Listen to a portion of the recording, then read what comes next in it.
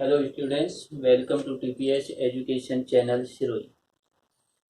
हमने जो डिस्कस किए थे एनिमल फिजियोलॉजी के जो पार्ट थे, या फिर कहें कि ह्यूमन बीइंग में जो बॉडी सिस्टम पाए जाते हैं उनकी बात करें तो उनमें से हमने जैसे इससे जो प्रीवियस जो टॉपिक था उसमें जो ब्लड सर्कुलेटरी सिस्टम है उसका डिस्कस किया।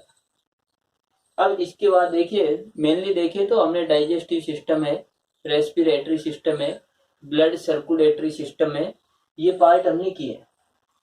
अगला जो बॉडी के अंदर सिस्टम आता है वो सिस्टम है एक्सक्रीटरी सिस्टम। यानी ह्यूमन बीइंग की जो बॉडी है उसके अंदर अगला जो हमें जो सिस्टम देखेंगे उसके अंदर है एक्सक्रीटरी सिस्टम। सबसे फर्स्ट हम देखें कि एक्सक्रीटरी सिस्टम का क्या मीनिंग होगा, क्या डेफिनेशन होगी, इसमें कौन कौन से पार्ट होंगे।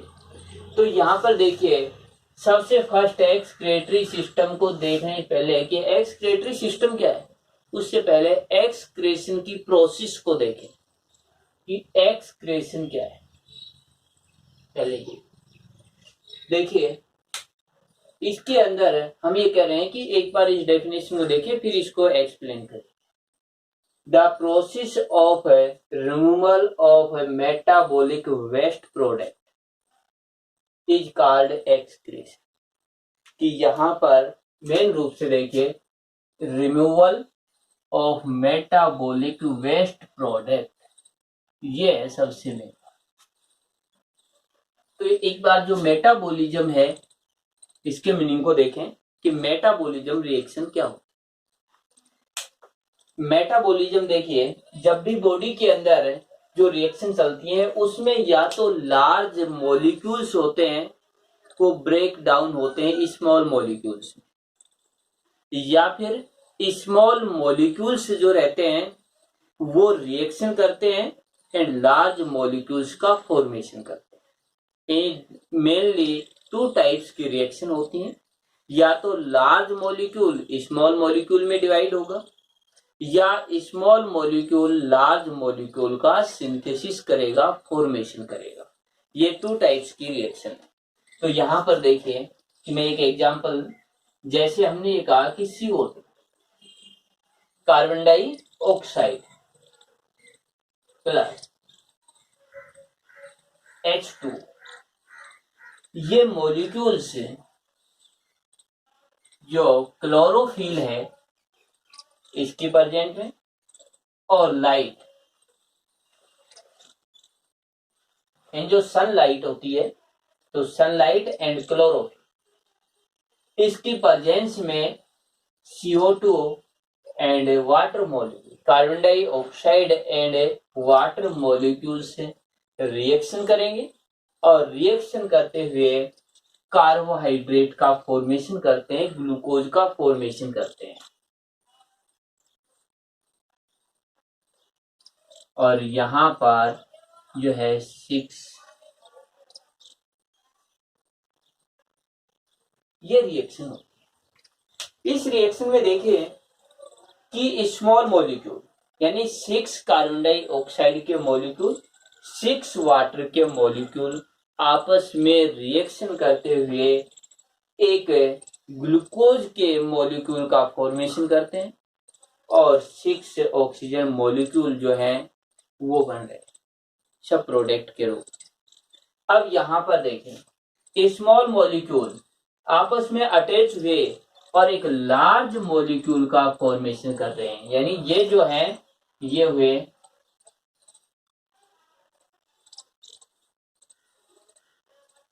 मॉलिक्यूल और ये हुआ लार्ज मॉलिक्यूल। इस प्रकार से ये फॉर्मेशन हुआ स्मॉल मॉलिक्यूल से लार्ज मॉलिक्यूल। ऐसी जो रिएक्शन होती है जिसमें स्मॉल मॉलिक्यूल से आपस में रिएक्शन करके लार्ज मॉलिक्यूल का फॉर्मेशन करते हैं, तो इस रिएक्शन को कहा जाता है एनाबोलिज्म।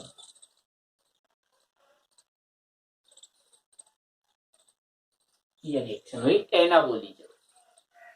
इसके बाद ठीक इससे अपोजिट रिएक्शन, जिसमें ये जो पार्ट है ये ब्रेक डाउन हो जाता है इसमें।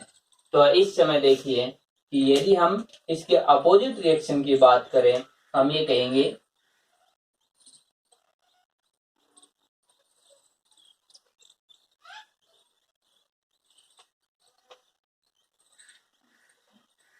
ग्लूकोज। यहां पर यदि देखें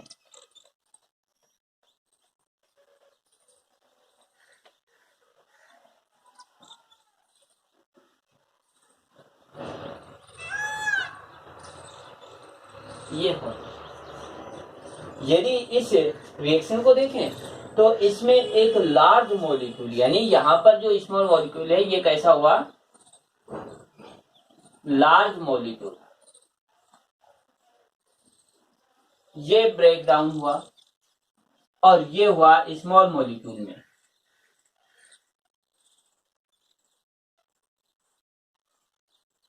स्मॉल मॉलिक्यूल ये प्रोसेस, और ये जो रिएक्शन होती है इसको कहा जाता है कैटाबोलिज्म।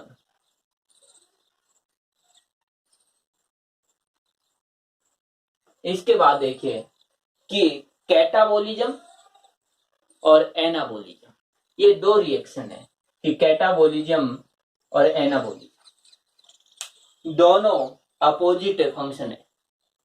एक में लार्ज मॉलिक्यूल का फॉर्मेशन, तो सेकंड रिएक्शन में स्मॉल मॉलिक्यूल का। एक में सिंथेसिस होता है तो एक के अंदर हम ये कहें कि ब्रेक डाउन की प्रोसेस हो जाती है या डीनेचर हो जाता है, टूट जाते हैं, तो ये प्रोसेस हुई। तो यदि देखिए इन दोनों रिएक्शन को एक साथ किया जाए, यदि एनाबोलिज्म एंड कैटाबोलिज्म दोनों रिएक्शन को एक साथ किया जाए तब हम उसे कहेंगे मेटाबोलिज्म। यानी ये दोनों पार्ट हैं, दोनों पार्टों को यदि एक साथ किया जाए इस तरह तब इसे कहेंगे मेटाबोलिज्म। ये हुआ। तो मेटाबोलिज्म रिएक्शन है, इसका क्या मीनिंग होगा, तो इस मेटाबोलिज्म का अर्थ समझ में आया। मेटाबोलिज्म का मतलब ये हुआ दोनों रिएक्शन एक साथ, तो हम इसे ये कहेंगे कि स्मॉल मॉलिक्यूल्स आपस में रिएक्शन करके या अटैच होकर के लार्ज मॉलिक्यूल्स का फॉर्मेशन करें and large molecules small molecules में ब्रेक डाउन हो। ये दोनों रिएक्शन हम एक साथ रिप्रेजेंट करें तब इसी प्रोसेस को हम मेटाबॉलिज्म कहें। शॉर्ट में हम इसको ये भी कह सकते हैं कि एनाबोलिज्म एंड कैटाबोलिज्म, जो दोनों प्रोसेस हैं इनको हम ये कहें एक साथ मेटाबॉलिज्म बोलते। तो मेन रूप से जो बॉडी में रिएक्शन होती है वो ये दोनों रिएक्शनें होती हैं, कि ऐसा नहीं कोई एक रिएक्शन होती है, नहीं, दोनों रिएक्शनें एक साथ होती हैं। दोनों रिएक्शन एक साथ होते हैं तो हम ये कहें बॉडी में जो रिएक्शन होती है वो मेटाबॉलिज्म होती है। अब इधर देखिए मेटाबॉलिज्म रिएक्शन होंगी तो यहाँ पर जो भी प्रोडक्ट बनेंगे इन प्रोडक्ट में से कुछ प्रोडक्ट बॉडी के लिए यूजफुल होंगे और कुछ प्रोडक्ट बॉडी के लिए वेस्ट प्रोडक्ट होते हैं, जो बॉडी के लिए कोई यूज में नहीं आएंगे बल्कि बॉडी के लिए हार्मफुल होते हैं। तो यहां पर यदि उन हार्मफुल प्रोडक्ट हैं या फिर कहें कि जो वेस्ट प्रोडक्ट हैं उन प्रोडक्ट्स को यदि बॉडी से बाहर नहीं निकालेंगे तो किसी प्रकार की डिजीज हो जाएगी, यानी बॉडी से उनको एक्सक्रेट करना कंपलसरी होता है। अब देखिए यहां पर यही कहा है मेटाबॉलिक वेस्ट प्रोडक्ट, और इनको हम ये कहें रिमूवल या एक्सक्रेट कर दें, तो इस प्रोसेस को हम एक्सक्रेशन कहते हैं। तो ये जो डेफिनेशन है इसका मीनिंग क्या हुआ कि बॉडी में जो भी वेस्ट प्रोडक्ट बन रहे हैं उन वेस्ट प्रोडक्ट को बॉडी से रिमूव कर दें या फिर कहें कि बॉडी से एक्सक्रेट कर दें, इस प्रोसेस को हम एक्सक्रेशन कहते हैं। ये डेफिनेशन जो है वो सिंपल डेफिनेशन है, लेकिन इसके अकॉर्डिंग देखना कि हम ये कहें कि जैसे ये पार्ट हुआ CO2, देखिए CO2 जो होता है, कार्बन डाइऑक्साइड होता है, ये लंग्स के द्वारा बॉडी से बाहर आता है। ऐसे ही हम बात करें जो फूड जो रहता है जिसका डाइजेशन होता है, उसमें से ऐसा फूड जो वेस्ट फूड रहता है वो एलिमेंट्री कैनाल या एनएस के द्वारा बाहर आ जाता है। ऐसे ही हम ये कहें कि जैसे और भी जैसे हम बात करें बॉडी के कुछ साल्ट जो रहते हैं, वो स्वेट जो ग्लैंड्स रहती है उनके द्वारा बॉडी से एक्सक्रीट कर दिया जाता है। तो इस तरीके से हमने कहा कि अलग अलग पार्ट होते हैं, उनको एक्सक्रीट कर दिया जाता है, लेकिन इन सभी को हम एक्सक्रीटरी ऑर्गन नहीं कहते। ऐसे यदि एक्सक्रीटरी ऑर्गन कहेंगे तो रेस्पिरेटरी सिस्टम भी एक एक्सक्रीटरी ऑर्गन हुआ, एलिमेंट्री कैनाल भी एक एक्सक्रीटरी ऑर्गन हो जाएगा, तो ये नहीं कहा जाता। अब यहां पर देखिए कुछ स्पेशली देखिए चीजें इसके अंदर क्या होते हैं कि हमने ये कहा, अब हमने ये कहें कि बॉडी के अंदर मेन रूप से जो मॉलिक्यूल्स होते हैं वो मेनली जो बड़े मॉलिक्यूल्स होते हैं, या फिर कहें कि बॉडी में जो स्ट्रक्चर जो मॉलिक्यूल होते हैं वो 3 टाइप्स के होते हैं। इनमें यदि देखें तो कार्बोहाइड्रेट,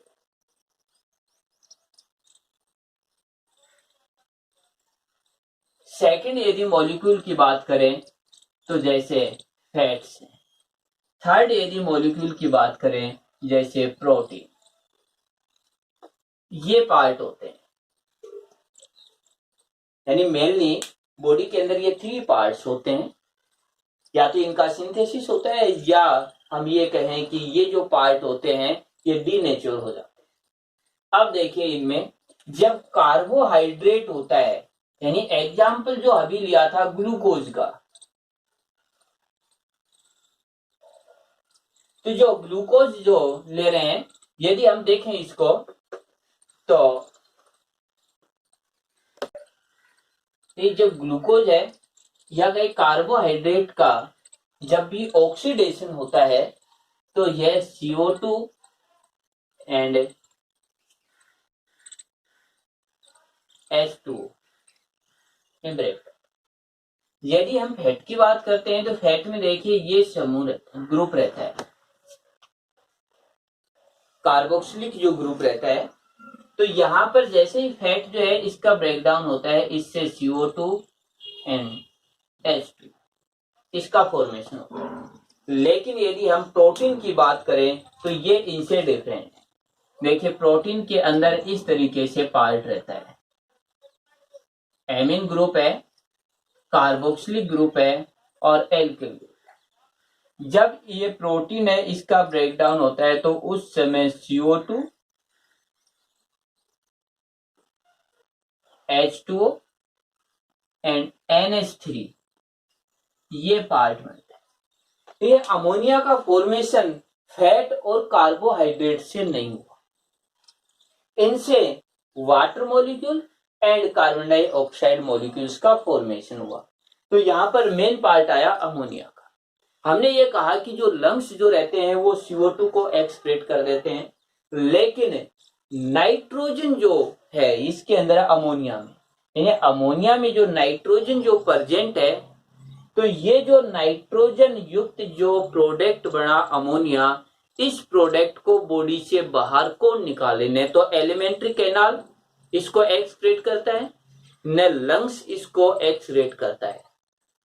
तो यदि हम बात करें कि मेन जो एक्सक्रेशन की डेफिनेशन, तो एक्सक्रेशन की प्रोसेस में मेन रूप से इस नाइट्रोजन युक्त जो मटेरियल बनेगा, जैसे अमोनिया हुआ, ऐसे यदि हम बात करें जैसे यूरिया हुआ, यूरिक एसिड हुआ, इनको एक्सक्रेशन, यानी इसमें भी नाइट्रोजन इसमें भी नाइट्रोजन मॉलिक्यूल पाए जाते।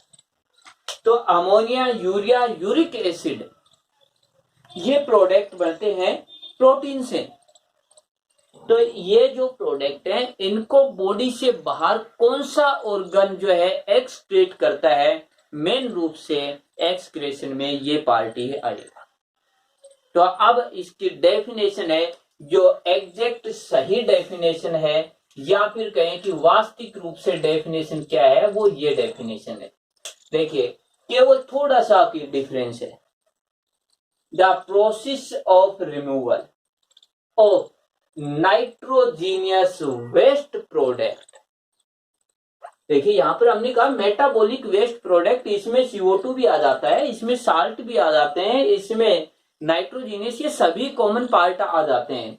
लेकिन ये तो कोई भी यानी अदर जो ऑर्गन्स होते हैं वो भी इनको एक्सक्रीट करते हैं, जैसे रेस्पिरेटरी और जो सिस्टम रहता है, एलिमेंट्री कैनाल, डाइजेस्टिव सिस्टम रहता है, वो भी एक्सक्रीट कर देता है, स्किन भी एक्सक्रीट कर देती है इनको। लेकिन यहाँ पर जो मेन पार्ट आया वो है नाइट्रोजीनियस वेस्ट प्रोडक्ट, यानी ऐसा वेस्ट प्रोडक्ट जिसमें नाइट्रोजन एलिमेंट्स प्रेजेंट होता है। तो जो नाइट्रोजन जिस वेस्ट प्रोडक्ट में प्रेजेंट रहेगा उसको बॉडी से बाहर निकालना एक्सक्रीशन होगा। तो एग्जैक्ट यदि सही डेफिनेशन की बात करेंगे तो हमारी डेफिनेशन ये रहेगी, यानी इसके कंपैरिजन में हम ये कहें कि ये डेफिनेशन ज्यादा बेहतर है। तो हम ये कहेंगे कि the process of removal of nitrogenous waste product is called excretion. तो ये इसकी डेफिनेशन है, बिल्कुल एग्जैक्ट सही डेफिनेशन। यदि हम इस एक ही डेफिनेशन में इसको लिखें तो देखिए इसको हम ये लिख सकते हैं मेटाबॉलिक वेस्ट प्रोडक्ट, और इसी के साथ में हम इसको ब्रैकेट में ये लिख देंगे कि नाइट्रोजीनियस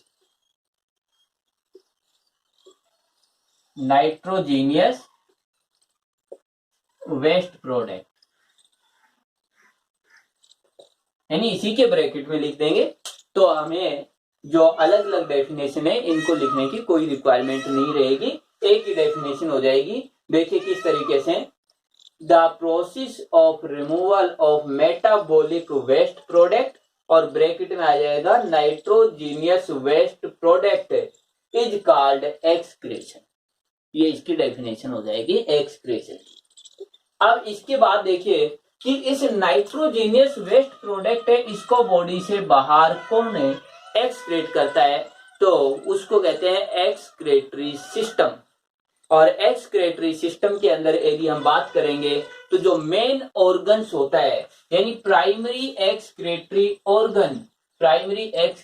ऑर्गन किडनी है। यदि हम बात करेंगे कि जो एनिमल्स होते हैं उनमें मेन एक्सक्रीटरी ऑर्गन, ये इंपॉर्टेंट पर्सन है, पूछा जाता है कि एक्सक्रीटरी ऑर्गन क्या है, तो एक्सक्रीटरी ऑर्गन किडनी है।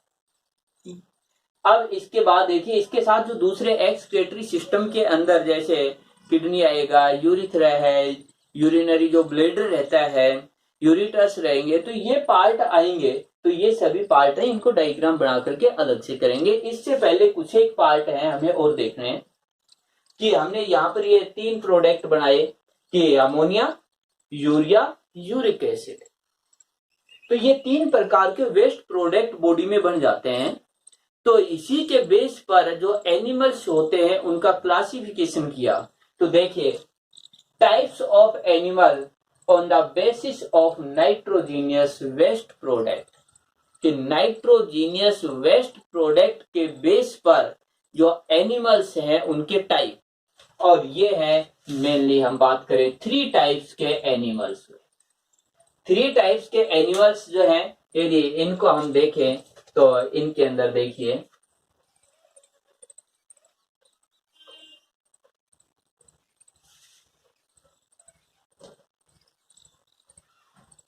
ये एनिमल्स हुए अमोनियोटेलिक, यूरियोटेलिक एंड यूरिकोटेलिक। हमने ये बताया था कि जो वेस्ट प्रोडक्ट है, यानी वेस्ट प्रोडक्ट है, यदि हम इसकी बात करते हैं तो वेस्ट प्रोडक्ट में एक तो अमोनिया,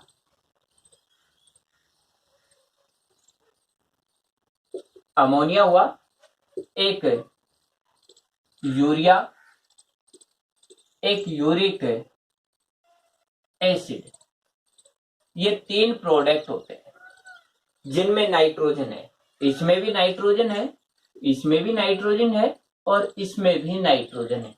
तो बॉडी में जो नाइट्रोजन की जो वेस्ट प्रोडक्ट बने वो अमोनिया, यूरिया, यूरिक एसिड। किस एनिमल में कौन सा वेस्ट प्रोडक्ट बनता है, इस बेस पर जो एनिमल्स हैं उनको 3 ग्रुप्स में डिवाइड किया। फर्स्ट ग्रुप है अमोनोटेलिक। अमोनोटेलिक का मतलब हुआ कि ऐसे एनिमल जिनसे एक्सक्रेटरी जो प्रोडक्ट है या वेस्ट जो प्रोडक्ट है, वेस्ट एक्सक्रेटरी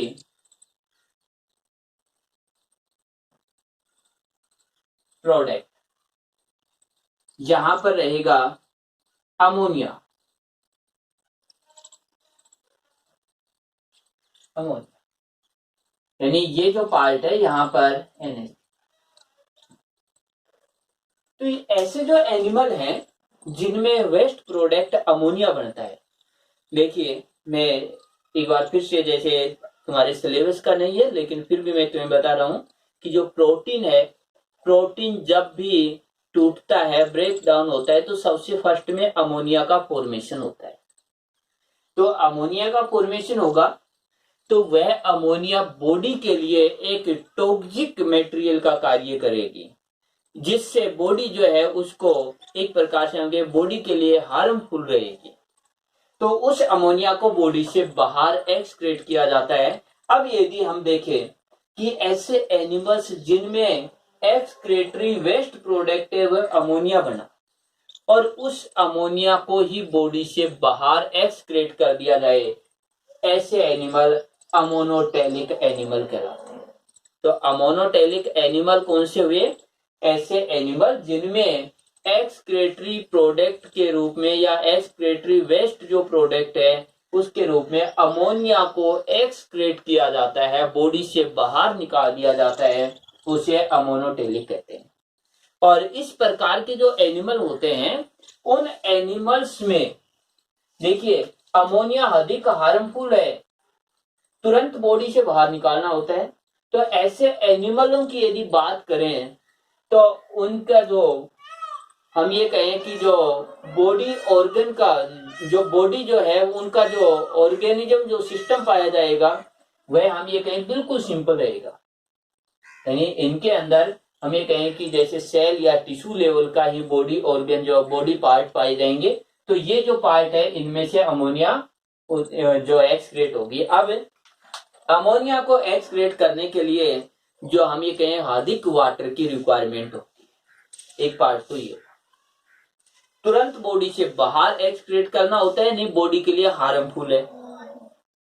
दूसरा पार्ट, अब जो सिंपली जो एनिमल होते हैं, जैसे जो हम ये कहें जो वाटर में जो एनिमल होते हैं, जैसे हम ये कहें कि फ्रेश वाटर जो फिशेस होती हैं, यदि हम बात करें कि जैसे कि जो दूसरे ऐसे जो एनिमल्स जो बिल्कुल है जिनका बॉडी का जो ऑर्गेनाइजेशन जो रहता है सेलुलर लेवल का होता है, जैसे प्रोटोजोआ फाइलम के एनिमल होते हैं, अमीबा हुआ, तो उनके अंदर अमोनिया का एक्सक्रेशन होता है।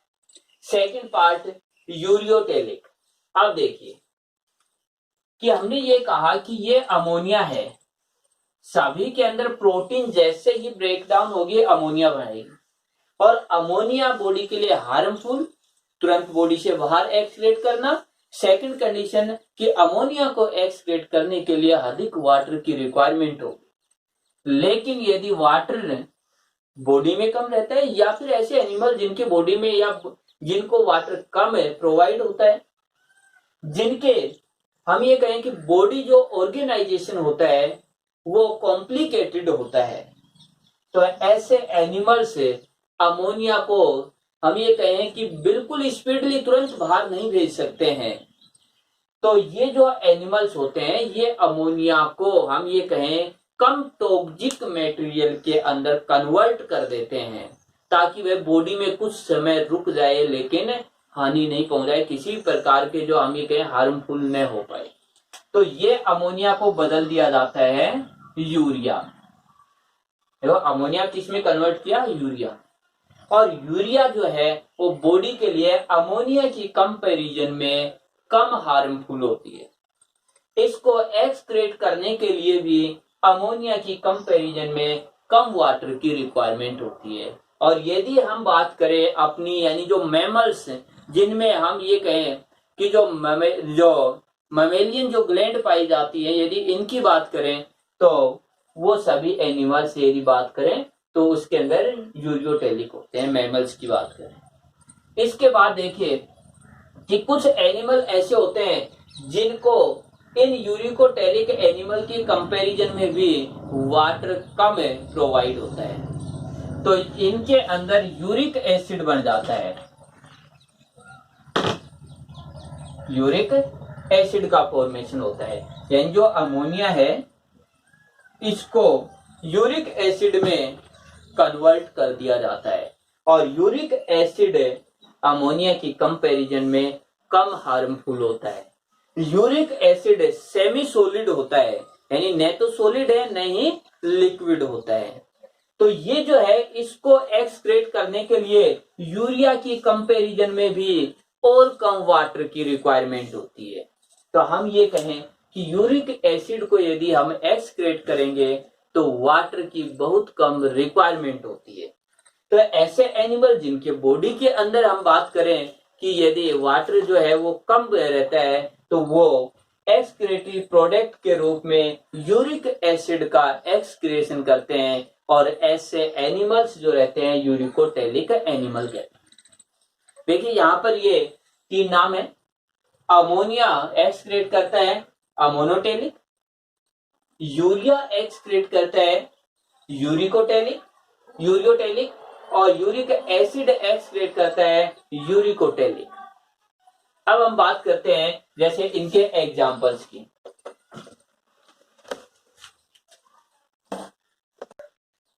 एग्जाम्पल अमोनियोटेलिक में जैसे फ्रेश वाटर, एम्फीबियन लार्वा, इसके बाद प्रोटोजोआ, पोरीफेरा, इन्वर्टिब्रेट, या फिर कई लोअर जो एनिमल्स रहते हैं जिनका डेवलपमेंट कम होता है वो एनिमल्स इसमें आते हैं।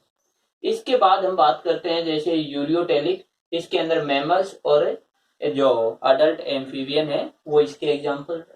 यदि हम यूरिक एसिड की बात करें यानी यूरिकोटेलिक की बात करें तो इसमें जो वर्ड्स हैं रेप्टिलिया है, इंसेक्ट है, जीरोफाइटिक है।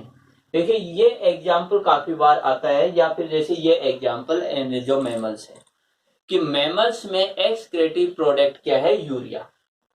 या फिर ये आ जाता है कि जो यूरिक एसिड एक्सक्रेट करने वाले जो एनिमल्स होते हैं उनके एग्जाम्पल, तो उनमें जो वर्ड्स होते हैं जो रेप्टिलिया जो रहते हैं और जो डेजर्ट, देखिए सभी जीरोफाइटियन सभी डेजर्ट एनिमल नहीं है, बल्कि कुछ डेजर्ट एनिमल होते हैं जिनमें एक्सक्रेटरी प्रोडक्ट जो रहता है यूरिक एसिड होता है। इसके बाद जो हमारा टॉपिक है वो है एक्सक्रेटरी सिस्टम, कि एक्सक्रेटरी सिस्टम के कौन कौन से पार्ट हैं, कौन से ऑर्गन हैं, क्या उनकी स्ट्रक्चर है, कैसे वो फंक्शन करते हैं। तो ये टॉपिक रहेगा एक्सक्रेटरी सिस्टम।